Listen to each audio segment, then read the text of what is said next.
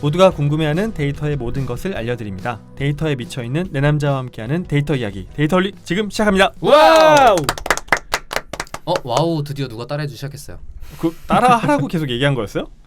아니요. 제가 혼자 하고 있었던 것 같은데 방금은 같이 했어. 김 팀장인가요? 난 와우였는데요. 와우 안 했거든? 좋아요. 엄연히 달라요. 변주 인정. 아 진짜 웃긴 사람들 같아요. 좀 가끔 보면 조금 이상해. 진짜. 자, 우리 멤버 소개하면서 시작하도록 하겠습니다. 최 반장님. 네, 안녕하십니까. 저는 관세무역 데이터 분석과 제식 콘텐츠 개발에 관심이 많은 최 반장입니다. 반갑습니다. 반갑습니다. 박 박사님. 네, 안녕하세요. 저는 자동화 생각에 뇌가 기계로 바뀐 박 박사입니다. 반갑습니다. 반갑습니다. DJ처럼 하고 이상한 쪼를 만들었어. 아니야, 다르게 하려고 노력하는 거야. 아, 네. 알겠습니다. 김 팀장님. 네, 데이터 분석으로 밥 먹고 사는 김 팀장입니다. 반갑습니다. 반갑습니다. 뭔가 더 줄었는데? 아니요, 맞아요. 그래요? 네 뇌가 줄었다 임마. 점점점 뇌 영역이 줄고 있어요. 멘트가 줄었는데 분명히. 네, 저는 기업에서 AI와 데이터 교육을 담당하는 조 과장입니다. 반갑습니다. 반갑습니다. 제가 방송 들어보니까 제 발음이 되게 불명확해가지고 요즘에 좀 또박또박 하려는 연습을 하고 있어요. 내 중에 제일 나은데? 아니, 발음 얘기 시작할 거면 제가 할 얘기 끝도 없어요. 왜? 너 되게 잘해요. 저 노래 연습 열심히 하는 사람이에요. 지금도요? 지금도요? 지금은 안 하지. 발음 얘기랑 그거랑 무슨 상관이에요? 발성 연습에서 발음은 굉장히 중요하거든. 그냥 자기 노래 잘한다는 얘기하는 거예요. 그거 그냥 얘기해라 그냥. 아니, 발음이 좋죠. 김 팀장도 되게 발음이 또박또박한데 제가 말을 하다 보면 제가 이제 진행하느라고 말을 빨리 할 때가 있잖아요. 그러면 이렇게 발음들을 뭉개면서 막 얘기하더라고요. 약간 흐리듯이. 네, 그리고 박 박사님도 박 박사님 이렇게 막 발음하고 박 박사님 이렇게 이야기를 해야 되는데 그게 혀 운동을 좀 해야 돼요. 그래서 방송하기 전에 박 박사님이 에레레레레 막 이러면서 하는 거예요? 기계음. 그거 뭔데? 기계음 내는 거 있잖아요. 한 번만 해줘봐요. 에레레레 뭐야 그거? 해줘봐. 안 해. 여기서 하면 어떡해요. 안 해. 정말 많이 모아놓은 오디오가 있습니다. 청취자 여러분께는 제가 어떻게든 찾아서 막 기계에 기름치는 것처럼 막 하잖아요. 깜짝 놀랐네. 겁나 무서운 소리네 이거. 누군가한테 기분 나쁘게 하고 싶을 때 그거 보내주면 돼요. 좋아요. 히치콕 영화 BGM 같은 소리 있잖아 그거. 공포 영화에 이런 거. 오랜만에 쓸데없는 얘기로 시작하니까 너무 좋다. 좀만 더 하자. 쓸데없는 거. 제가 세 분 발성 교정해드릴 수 있어요. 어떻게 코치 해주세요. 그럼요. 혀 근육 연습하는 거랑 발음할 때 몇 가지 포인트로 신경 써야 되는 거랑 설명해드릴 수 있어요. 혀에 신경을 쓰는 거예요? 그럼요. 혀가 제일 중요해요. 아니 그 유튜버 중에 서메리님이라고 혹시 아세요? 알죠. 네. 서메리님이라고 있는데 이제 그 직업이 있다가 프리랜서로 전향하신 분이에요. 근데 발음을 정말 아나운서처럼 잘하시는데 그 한국어의 발음이 정확했을 때 그 자체만으로도 이렇게 듣기 좋을 수가 있구나라는 걸 처음 알게 됐어요. 저도. 그냥 실제로는 아나운서가 아니에요? 네, 아나운서 아닌데 다른 분이 소개해줘서 이제 유튜버를 보는데 이제 영어 컨텐츠도 그렇고 뭐 그림 그리시거나 아니면 책 같이 읽는 그런 유튜브를 하시거든요. 왜 남의 유튜브 홍보해줘요? 미안합니다. 네. 아무튼 되게 저 발음에 대해서 좀 요즘에 지각했던 그 경험이 있어가지고 그거 있잖아요. 그 뭐더라? 갑자기 뭐요? 왜? 뭔데? 네 방송 이름 뭐였냐? 알코올리. 다시. 뭘 또 다시 하지 말라니까 그것 좀. 그냥 해요. 네. 그 왜 자기 혼자 했어. 편집점을 자기가 찾아. 이거 다 나갈 거니까 그냥 하세요 빨리. 네. 그 외에 발음 되게 잘 들리게 가르쳐주는 알코올리라는 유튜브 방송 있잖아요. 그땐 신경 그거 안 썼는데. 얘기하고 싶었어요. 그땐 신경 안 썼어요. 발음 잘하죠 그분. 네, 발음이 아주 혀 운동을 열심히 해가지고 또박또박합니다. 그래서 저도 요즘에 아주 좀 신경 써서 하려고 노력을 하고 있습니다. 자, 우리 공개 방송 2주가 남았습니다. 네. 2주 남았어요 공개 방송. 와이프 온대요. 진짜요? 네, 애기랑 같이 오신대요. 우와, 대박. 그래서 걱정이에요. 왜냐면 홍대잖아요. 유아 의자가 없는데. 그게 걱정이에요. 그러니까. 홍대기도 하고 늦은 시간이어서 가능할지는 아직 확실하지 않은데. 월요일이라 괜찮아요. 월요일이라. 가능한 한 오려고 노력한다 정도이기는 해요. 네. 애기가 와서 잘 것 같이 걱정이 되긴 하죠. 학예회 갔다. 학예회. 부모님 모시고. 앞에서 아빠가 얘기하면 막 소리치는 거 그죠? 아니 알아보고 막 이러. 아빠 막 이래. 방송 틀어놓으면. 네. 방송 틀으면 아빠라 그러고 화면에 아빠 화면 사진 보이면 아빠라 그러고. 이야. 네. 그 김 팀장님도 고양이 데려오세요. 아 그분들은 함부로 그런 데 안 가세요. 오면은 제 아무데나. 천장 위에 숨어 있고 이런 거 아니에요? 아, 그렇죠. 겁이 많으시더라고요. 스크린 다 찢어 놓을 거라서. 어쨌든 저희가 공개 방송이 2주 남았고 아마 이 방송을 들으시는 시점에는 아쉽게도 티켓은 다 마감이 됐을 거예요. 저희가 아마 추가 티켓을 오픈했겠지만 이제 마감이 됐을 거고 그럼에도 불구하고 혹시 티켓을 신청하신 분 중에 혹시나 좀 일정이 생기셔서 못 오시게 되는 분들은 저희한테 꼭 알려주시기 바랍니다. 그래야 저희가 티켓을 조금 추가로 오픈하면서 더 많은 분들이 오실 수 있게 도움을 드리려고 하고요. 그 지난 회차에 공지 드렸던 것처럼 우리 방송에 오시면 푸짐한 도서 증정품과 함께 또 뭐 있죠? 우리 스티커. 네, 맞습니다. 데이터올릭 로고 스티커하고 네. R 패키지 스티커 총 7종이 네. 준비되어 있습니다. 모든 분들께 스티커를 드릴 건데 데이터올릭 스티커 좀 많이 붙여주셨으면 좋겠어요. 천장을 찍어가지고 진짜 그렇게 했어요? 주머니에 아니잖아. 막 찔러 넣을 거야. 천장 아니에요? 천장은 아니에요. 아니에요. 천장 우리 아니고. 적게 뽑는 걸로 다시 의사결정했잖아요. 그렇구나. 네. 어쨌든 모두가 다 그 노트북에 스티커를 붙이고 있어서 이렇게 지나가면서 보면 좋을 것 같아요. 아 저는 제가 붙이는데 부끄러워하고 지금 야 모르겠어요. 임마, 네가 부끄러우면 어떡해요. 그래서 저희가 그 디자인을 조금 예쁘게 만들었죠. 지금 디자인 한 사람이 자기가 예쁘다고 한 거예요. 그러니까 내가 뭘 생각하면 디자인했냐면 이게 데이터 아니. 홀릭이라고 돼 있으니까 네. 굳이 저 데이터 홀릭이 We Love 데이터 이런 것처럼 네. 데이터 홀릭 방송이 아니고 저 사람 데이터 좋아하는구나 라고 느끼실 수 있는 정도로 아주 예쁘게 디자인을 했다는 점. 자기가 한 걸 자기가 예쁘다고 하는구나. 그러니까 말이에요. 저는 딱 보자마자 그냥 야구 엠블럼 같았는데. 그런 게 예쁜 거예요, 이 사람은. 야구 엠블럼이 엄청 오래된 것들이니까 자, 우리가 디자인 트렌드는 자, 전편 서머리를 하도록 하겠습니다. 맞아. 그거 하나만 얘기하고 싶었어요. 그 뭐지? 저희가 노쇼 방지용 돈을 안 받잖아요. 그쵸. 돈 네, 받지 근데 않죠. 그게 굉장히 효율적이란 말이에요, 사실은. 그쵸. 서로 그러니까, 효율적이죠. 네네, 굉장히 효율적인데 저희가 안 하는 거란 말이에요. 그래서 네. 방송 들으시는 분들이 아마 아까 조 과장님께서도 강조해 주신 것처럼 못 오시는 상황이 생긴다면 꼭 좀 리턴해 주십사 요청을 좀 다시 드립니다. 네, 부탁을 꼭 드리고요. 저희가 전편에 무엇을 했냐면 데이터 분석 시작하기 3번째 편으로 데이터 분석을 실제로 할 때 일단 해보자는 최악이다. 물론 개인적인 데이터 분석 측면에서는 탐색적 데이터 분석을 하면서 일단 해보면서 데이터 핸들링하는 건 좋은 거겠지만 뭔가 우리가 공식적인 프로젝트를 하면서 데이터를 의뢰하는 이런 프로세스가 진행될 때는 목적이 없는 데이터 분석은 좀 안 좋을 수 있다라는 이야기를 했었고요. 그리고 두 번째는 데이터 분석의 필수 요소들 좀 이야기를 했었고 리더십에 대해서 이야기를 했었죠. 경영진이 가져야 될 리더십, 프로젝트 리더가 가져야 될 리더십, 그리고 팀 멤버들이 개별적으로 가져야 될 리더십 이런 이야기를 했었고요. 마지막으로는 데이터가 옳다고 사람이나 조직이 쉽게 움직이지 않는다. 우리가 좀 유의를 해야 된다라는 이런 이야기까지 나눠보았습니다. 그리고 이제 오늘은 데이터 분석 시작하기의 마지막 편입니다. 이상하네. 데이터 분석 시작하기라 주제인데 마지막 편이 될 거고요. 마지막으로 시작하는 거죠. 그렇지요. 센스 있다. 조 과장님 지금 혼자 말하고 혼자 지금 당황한 거죠. 아무도 안 웃어주니까 굉장히 뻘쭘하네요. 그런 거는 냉정합니다. 네, 데이터 분석과 데이터 분석가에 대한 오해와 진실 플러스 어떻게 데이터 분석을 해야 정말 성공할 수 있는가 이런 내용들에 대해서 다뤄보도록 하겠습니다. 첫 번째는 방송 들으시는 분들도 조금 관심 있는 영역일 수 있을 것 같은데요. 이 책에 칼럼이 몇 개 있다고 했잖아요. 앞으로 데이터 분석을 시작하려는 사람을 위한 책 이름이에요. 네, 이 책의 칼럼 중에 재미있는 부분이 있어요. 통계학을 공부한 엘리트 신입사원이 제 몫을 못하는 이유라고 하는데 조금 읽어드리도록 할게요. 통계학이나 수학에 뛰어난 인재가 데이터 분석 영역에서 활약할 기회가 많다. 그래서 여기저기서 데이터 과학자 후보를 영입하기 위해 관련 학과 졸업생을 찾는다.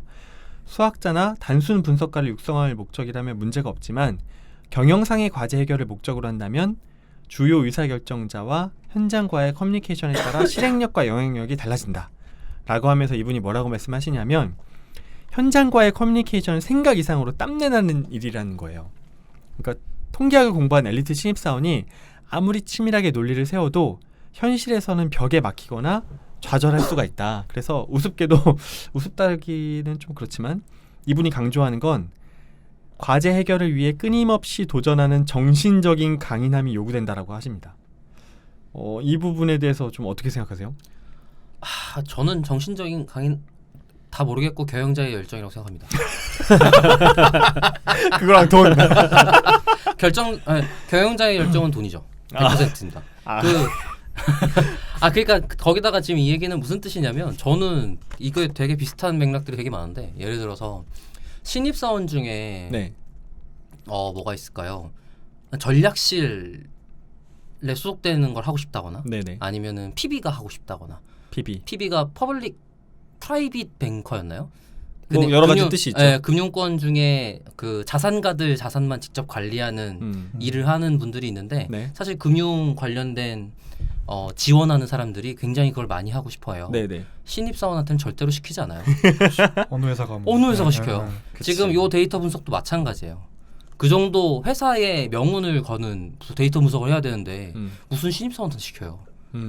신입사원의 그 도메인 지식 전혀 없는 수학 전문가한테 시켰다가 무슨 결과를 얻으려고? 석사는 어때? 석사. 안 돼요. 박사.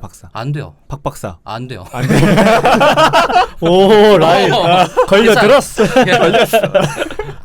그건 돼요라고 하고 싶었는데 안 돼요. 제가 볼 때는 도메인 전문성 같이 갖추고 있는 경험치 있는 사람이지 않으면 불가능해요. 근데 우리가 공부할 때는 그런 걸 꿈꾸잖아요. 내가 통계학을 열심히 해서 데이터 분석가가 돼서 기업에 들어가서 데이터 분석을 할 거야 라고 이렇게 마음먹은 분들이 많을 거 아니에요. 그러니까 데이터 분석가라고 하는 건 지금 우리나라의 기업 구조나 내부적인 환경들을 생각을 해볼 때 예를 들어 넷플릭스나 다른 몇 가지 해외 기업들처럼 전사 조직의 개별 데이터 분석가가 최소한 한 명씩 이상씩 있는 레벨의 회사 전체가 데이터 분석에 디펜던시가 걸려 있거나 문화가 정착돼 있지 않는 이상 데이터 분석 팀 정도가 세팅되어 있는 레벨의 무언가일 거고 그건 굉장히 소수인 거고 지금까지 채용 프로세스를 보건대 신입사원으로 뽑기는 굉장히 힘든 레벨의 위치인 거죠.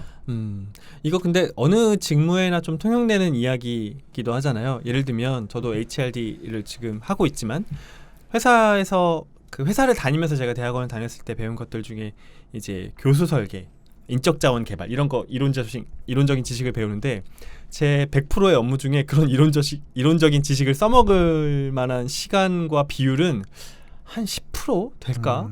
네, 오히려 그 외에는 커뮤니케이션, 이제 강사진이나 전문가와의 커뮤니케이션, 그걸 컨텐츠로 생산하는 능력, 뭐 강의장에 의자 나르고 책상 나르고 이런 것부터 해서 뭐 별의별 게 다 많죠. 근데 이제 어떤 학문적인 지식은 정말 도구와 양념처럼 존재하는 거지. 물론 필수적이긴 하지만 그러니까 큰 기업 내에서는 사실 그 기업 내에 있는 경력이라는 건 네. 그 회사 내에 사용할 수 있는 커뮤니케이션 할 역량이 되는 네트워크 인적 자원이 또 있단 말이에요. 네. 그러니까 그런 걸 무시하고 그냥 일할 수는 없어요. 그러니까 경력자를 뽑아서 넣었다라고 해서 네. 말 그대로 경영자의 열정으로 그 큰 비용을 투입해서 크게 세팅을 했다고 하더라도 경영자가 돈만 내고 땡 할 게 아니고 그때 아까 말한 것처럼 다른 조직과의 커뮤니케이션을 위한 기회 이런 것들도 계속 마련해야 되는 거죠.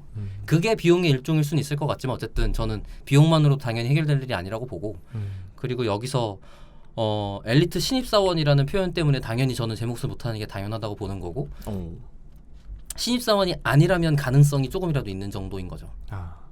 그 여기서 이야기를 한 건 물론 수치적으로 정확한 건 아니겠지만 단독으로 수학이나 통계에 대한 전문 지식을 활용해서 프로젝트를 진행한 건 수리 모델링 정도고 전체 시간과 노력의 10%에서 20% 비율일 뿐이다라고 이렇게 이야기를 맞아요. 네, 하니까 이걸 깨닫는 게 되게 힘든 일인 것 같아요. 근데 조금 신입사원이 정말 엘리트 신입사원이 통계학을 빠삭하게 아는 사람이 들어온다면 이 프로젝트 과정에서 실망할 수도 있을 것 같아요.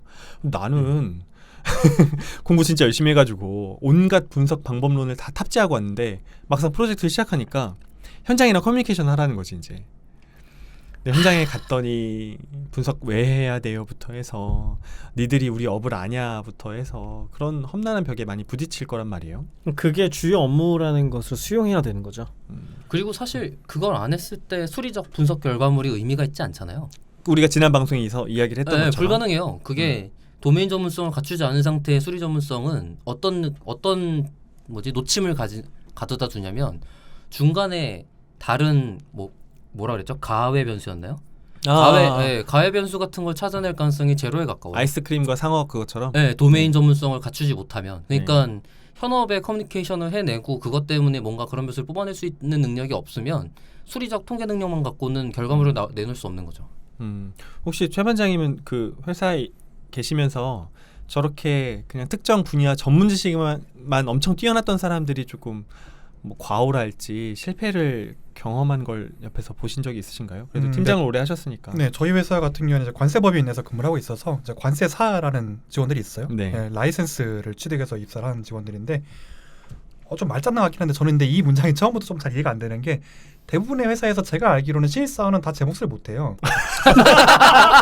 이야. 저도 방금 라이센스를 이런 광역 라이센스를 맞지. 그러니까 라이센스를 갖고 입사하신 분들도 예를 들었는데 그분들도 역시 꽤나 프라이드가 있어요. 뭐 몇 년을 막 고시 공부를 해가지고 입사하시고 하셨으니까. 그렇지. 근데 이제 본인들의 프라이드도 있고 공부한 거에 대한 신뢰도 있고 이렇다 보니까 이제 회사에서 중요한 일을 주세요라고 하지만 아까 박박사님도 잠깐 비슷하게 언급했지만 어느 회사가 중요한 일을 신입사원한테 주니까 그렇죠. 근데 뭐 그거를- 박사급이라 하더라도 네네 네. 맞죠. 그래서 아까 김 팀장님 말씀하신 대로 그거를 좀 수용해야 되는 분이 분명히 필요한 것 같아요. 신입사원은 글쎄요, 제가 너무 꼰대인가 한 3년 정도까지는 제 모습 거의 다 못하거든요. 예, 그냥 평균적으로 그게 맞아요. 네, 맞죠. 잘 모르겠나 뭐 그럴까지 모르겠죠. 어쨌든 제 경험적으로는 제 경험적으로 그렇다 보니까 예, 그런 부분에 혼자 자괴감에 빠지지 않았으면 좋겠어요. 충분히 도메인 지식 익히는 기간으로서 많이 트레이닝하고 많이 경험하고 좀 그러는 게 더 맞지 않나 생각합니다. 네. 맞아요. 실제로 신입사원은 2년 차, 3년 차까지는 그 연봉의 한 3배 정도를 까먹고 3년 차부터 자기 연봉의 2배 정도씩을 벌어주면서 이제 그 턴어라운드 되는 기간이 분명히 걸리는데 그게 데이터 분석과도 다른 이야기는 아닐 거다라는 생각을 하고, 그리고 저는 또 하나 생각이 드는 게 이 사람이 만약에 데이터 분석만 전담으로 하는 직무가 아니고 특정 도메인에서 데이터 분석을 하는 사람이라면 더 문제다. 왜냐하면 예를 들면 HR로 보면 네네. 뭐 예를 들면 퇴직 예측을 했는데 기가 막히게 퇴직을 잘 파악할 수 있는 분석 모델링을 만들었어 이 사람이. 뭐 그렇다고 치고. 그렇다고 치면 네. 그다음 어떡할 건데? 이게 이제 큰 문제인 거죠. 그러니까요. 그러니까. 그게 다가 아니라니까. 네, 그거 딱 했는데 그래 그러면 A라는 그룹이 퇴직 예측을 퇴직을 많이 할 걸로 예측돼. 그럼 어떻게 할 거야? A라는 그룹을 뭐 어떻게 할 거야? 내보낼 거야? 아니면 그 사람들이 빠져나갈 걸 예상하고 미리 뽑을 거야? 이런 의사결정은 도메인 지식이 있어야 할 수 있는 거잖아요. 근데 그것까지 연결되지 못하고 통계학적인 지식만 가지고는 사실은 데이터 분석하기 어렵다. 근데 김 팀장님은 여러 도메인을 많이 경험해 보셨잖아요. 네. 그래도 이런 도메인에서는 순수한 통계적 지식이 좀 잘 먹힌다라는 분야가 있어요? 아니면 순수한 통계 지식이 네. 글쎄요. 저는 일단은 데이터를 다룬다 그러면 통계학적 지식은 그냥 베이스가 되어 있는 거기 때문에 기본이다. 그게 뭐 어느 분야에 종속되어 있는 건 아니라고 생각을 하거든요. 네. 그 데이터 중심으로 일을 한다 그러면 당연히 어디든 도움은 되죠. 근데 네. 이제 오해를 하는 게 그러니까 뭐 머신러닝이니 딥러닝이니 뭐 통계분석 방법론인들이 이런 것들을 우리가 되게 집중해서 공부하고 이게 되게 핵심적이라고 생각을 하잖아요. 근데 그렇죠. 그런 걸 다 학교에서 익혔는데 왜 현장에서 어려워하느냐 이 사람들 일을 하는 걸 이게 이제 문제인 거잖아요. 그렇죠. 지금 그게 딱 네. 이슈죠. 근데 제 생각에는 그래요. 이런 기술들은 통계학을 포함해서 데이터가 일단 주어진 상황에서 시작을 하거든요. 아 그렇구나. 그리고 끝나는 거는 분석 결과를 확인하는 거예요. 아 근데 실제 현장에서 업무는 전혀 그렇지 않죠. 그렇죠. 그러니까 일단은 현장에서 일하는 분석가들은 일단 데이터가 없는 상황에서 시작을 하거든요. 심지어는 데이터가 없는 게 아니라 뭘 할지도 정해지지 않은 상황에서 시작을 하게 되는 거고, 그리고 분석 결과를 확인하는 걸로 끝나는 게 아니라 이걸 가지고 조직 구성원들을 설득하고 조직을 개선하는 걸로 끝이 나거든요. 근데 이거는 다 통계학 밖의 얘기인 거죠. 그러네. 근데 이거는 학교에서 가르쳐주지 않고 그다음에 이건 교수들도 몰라요. 그렇죠. 본인도 그건 안 해봤거든. 음. 이론적으로는 접근해봤지만 이걸 가지고 조직을 구성하거나 의사결정을 하거나 하는 프로젝트까지 하는 경우는 많지가 않기 때문에 어디서 이제 배울 수가 없는 거예요. 그러니까 사실 분석 이전의 과정, 그다음에 분석이 끝난 이후의 과정이 훨씬 더 많은데 이걸 통계학만 공부해서는 알 수가 없는 거죠. 근데 김 팀장님은 그래도 공부를 하고 데이터 분석가라는 어떤 업을 이제 시작하시게 된 거잖아요. 그러면 본인도 공부했던 거와 그 현실 세계의 갭을 그리고 그런 어려움을 많이 겪었겠네요. 저는 다행히 저는 심리학을 전공하면서 연구 방법론 분야를 많이 공부를 했어요. 네. 그러니까 이거는 통계학만 익히는 게 아니고 통계학을 가지고 기존의 가설들을 어떻게 검증할 것이냐에 포커스가 맞춰져 있거든요. 그러니까 먼저 문제가 주어지고 이걸 해결할 수 있는 여러 가지 방법론이 있고 거기에서 통계학이나 이런 것들을 어떻게 적용할 것이고 이렇게 접근을 하기 때문에 통계학 자체를 공부한 거랑은 조금 다르죠. 그러니까 사실 제 입장에서는 현업에서 데이터 분석 프로젝트를 하는 게 논문 쓰는 과정이랑 거의 유사하기 때문에 저는 좀 자연스럽게 넘어왔어요. 아 선행 저는- 연구하고 네. 연구 맞아요. 모형 세우고 가설 검증하고 결과 분석하고 이런 거. 저는 사실 그래서 여기서 통계학 데이터 전공자 뭐 아니면은 그런 엘리트라는 사람이 사실은 데이터 분석의 적임자가 아니고요. 심리학 전공자가 적임자라고 생각해요. 어우. 그 심리학 전공자 중에 데이터 분석을 업으로 삼는 사람들이 그래서 꽤 많아요. 옛날에 사회과학 비판하지 않았나 박 박사님이?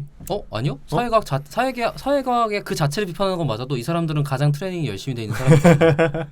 그렇군요. 네. 그래서 저는 이제 공부를 한다 그러면 뭐 이런 분석 방법론이야 당연히 공부를 해야 되는 건데 이런 걸 어떻게 익힐 것인가. 예를 들면 비즈니스 감각 같은 거죠. 그러니까 뭘 분석해야 돈이 되고 매출을 올릴 건지 비용을 낮출 건지 이런 걸 어떻게 결정할 건가.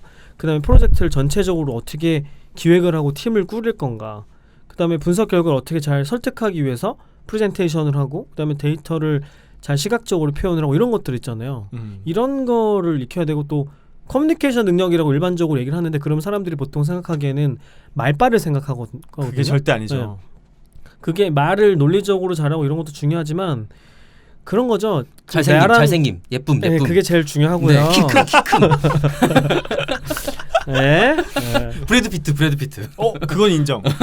브래드 피트가 하면 다 괜찮아. 근데 머니볼에서 안 된대. 화냈잖아. 그러니까 그런 거죠. 분석 결과에 대해서 반대하는 사람을 만났을 때, 수용하지 않는 사람을 만났을 때 어떻게 할 건가? 설득과 갈등 이건 관리. 굉장히 일상적이거든요. 그 다음에 조직 모든 구성원들이 다 반대하는 이 상황에서 내가 리더를 어떻게 설득할 건가?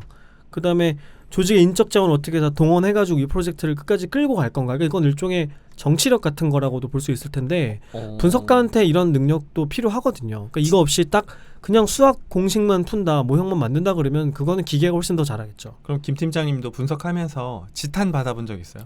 저는 항상 받습니다. 못생겨서. 저도 키가 작아서. 그것 때문에 그런 거. 일단 수술을 먼저 야이씨. 진짜 화났어 진짜. 키 작아서. 너 나와봐.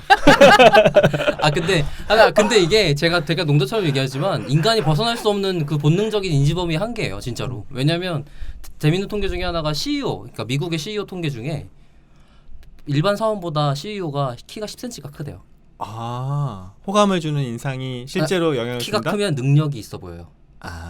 CEO만 그런 게 아니라 국회의원도 그렇고 대통령도 그렇고 후보자들 비교해 보면 네. 키가 크면 더 매력을 느끼죠. 맞아. 그래서 서영도 하는 거고 괜히 하는 게 아니에요.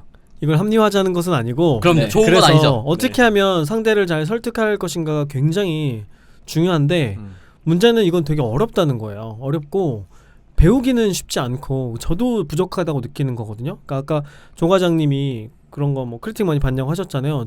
저도 이것 때문에 계속 스트레스를 받는데 이걸 어떻게 스트레스 안 받으면서 일을 할까 이게 문제인 거거든요. 그러니까 제가 데이터 가지고 모델 만드는 게 뭐가 어려워요. 그렇죠. 이건 안 어려워요. 분석해서 표 만드는 거 뭐가 어려워요. 지금 그렇죠. 공부하고 있는 많은 어려운 사람들에게 우라는 소리가 들리네요. 그거보다 더 어려운 게 있다는 거죠.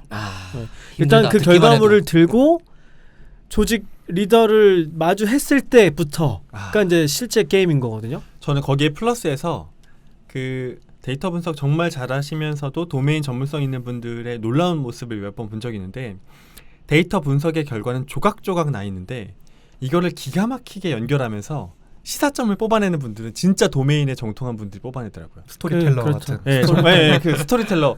그러니까 그걸 왜곡하는 건 아니고 이 하나하나 프로젝트의 결과물들 연결해 보니 이런 이야기를 하는 거고 우리는 이런 의사결정을 해야 됩니다. 근데 이거는 분석가가 못 해주는 거잖아요. 큰 그림을 볼 수 있어요. 그러니까. 맥락을 이해할 수 있어야 되니까. 그거는 진짜 뭐 통계학 책만 본다고 익힐 수 있는 게 아니라서.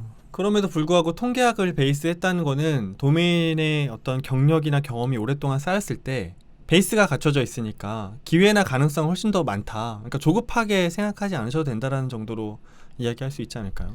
저는 그것 때문에 더욱더 현업에서 해야 된다면 통계는 교양에 가깝다는 얘기를 계속 다시 완전 하고 싶어요. 교양이죠. 네, 그냥 교양 중에 교양이에요. 누구나 알아야 하지만 아무도 제대로 아는 사람은 없는 교양. 뭐 그런 셈이죠. 네. 그건 이제 우리가 관심을 여기에 이제 시작했으니까 갖기 시작한 게 이제니까. 그러고 보면 그 공식 교육 과정에서 통계 뺀 건 진짜 좀 안타까워. 확률과 통계를 뺀 건. 아니 근데 그렇다고 하더라도 그걸 공부 안 할 수 없는 구조는 아니에요. 그래? 괜찮아요. 대학 가면 다 하니까. 그렇군요. 그러니까 이게 저는 질문이 넌센스라고 생각해요. 통계학을 공부한 엘리트 신입사원이 왜 힘들어하느냐? 당연하죠. 통계학만 했으니까. 그리고 신입사원이니까. 그쵸, 신입사원이라는 신입사원이니까. 포인트가 되게 마음에 드네요. 그 사람들이 상대적으로 이런 소프트 스킬이 더 쉬운 거라고 생각을 해요. 왜냐면 그거는 뭐 누구든지 그냥 원래부터 말 잘하는 애 있는 거고 별거 아닌 거죠. 약장사 같이 생각을 하니까. 맥락이 그런 것 같아요. 혹시나 저희 방송을 들으시는 분 중에서 신입사원이 되기를 준비하시는 분들이나 또 현재 신입사원이라면은 필드가 이러니까 용기 잃지 마세요 정도 그렇죠. 아닐까? 딱 그 네. 정도. 네. 맞아요. 원래 어려운 많이 거죠. 어려울 거니까 네. 어려운 원래 게 정상이에요. 정상이다라는 거를. 그리고 현직에 오래 계셨던 분들도 커뮤니케이션 잘하는 분 흔치 않죠. 그렇죠. 그렇죠. 흔치 않죠. 네. 그게 그래서- 엄청난 능력인 거죠. 그래서 그걸 잘하는 사람들이 잘 되는 거지. 그렇죠. 맞아요.